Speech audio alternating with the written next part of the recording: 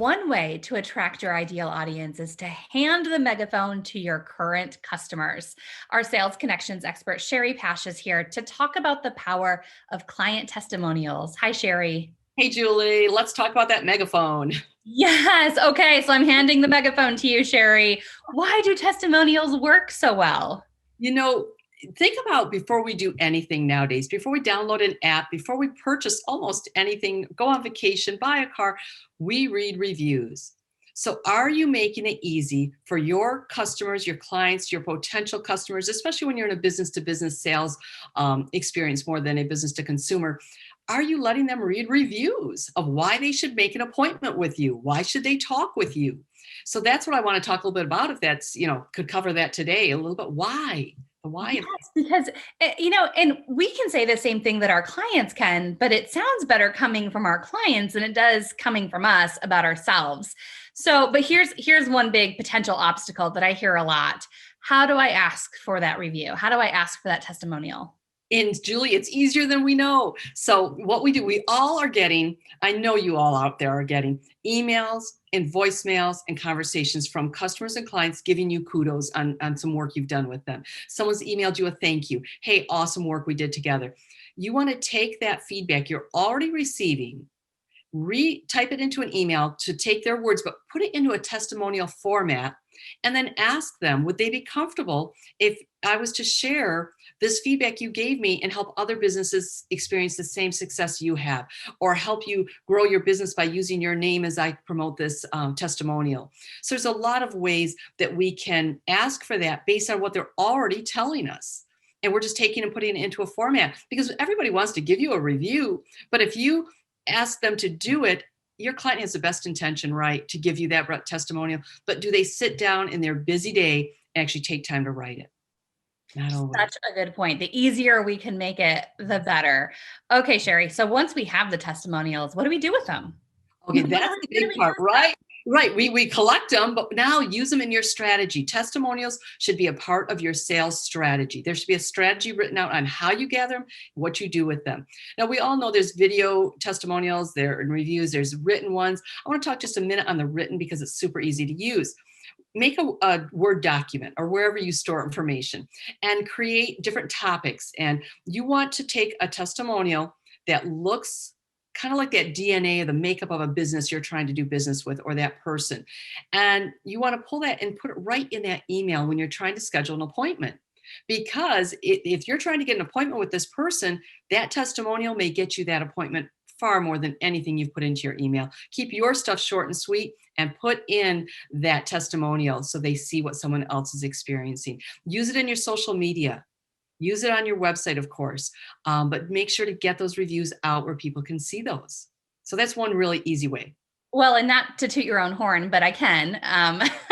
If you want to see an example of good testimonials and testimonials being used, go to sharipash.com, because on each of your services that you list out, Shari, you have different testimonials that are specific to those, that service that we're reading about, which is, a really great example of that.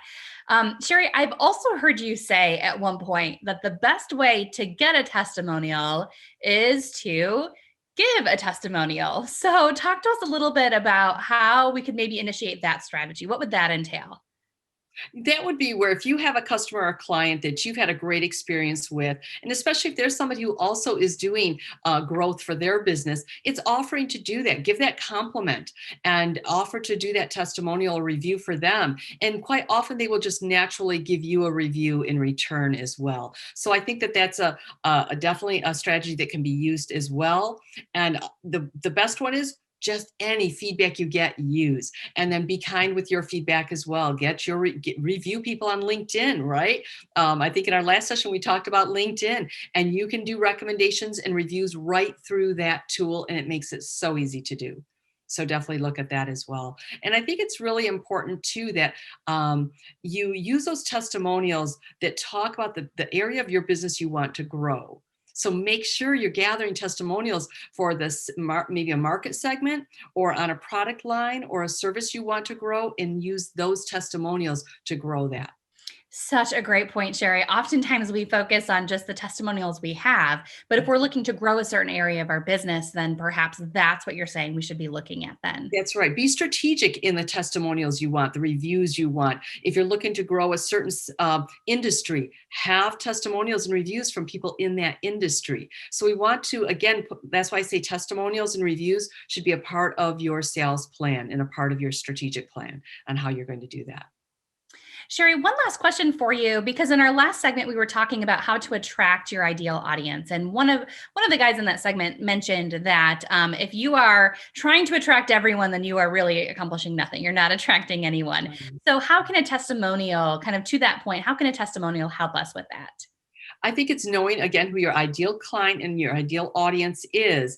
And that's where that testimonial is talking to them. You know, again, that knowledge we talked about in a previous session as well. Once we know what's important to those customers and clients, we know the testimonial that we need, and we know the words, the language that is going to mean something to them. You want to be watching, again, their social media, so you know the words that they use. Do they use partnerships? Do they use growth? What are the words they use? And make sure your testimonials have those words in them so it resonates with them.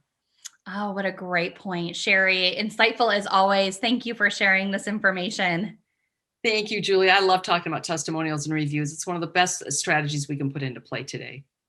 Absolutely. And in fact, Shari was recently featured in a podcast all about testimonials. We're going to link to that on our website for you so you can listen along. Just head to WLAJ.com/expertconnections and click the link for Sales Connections.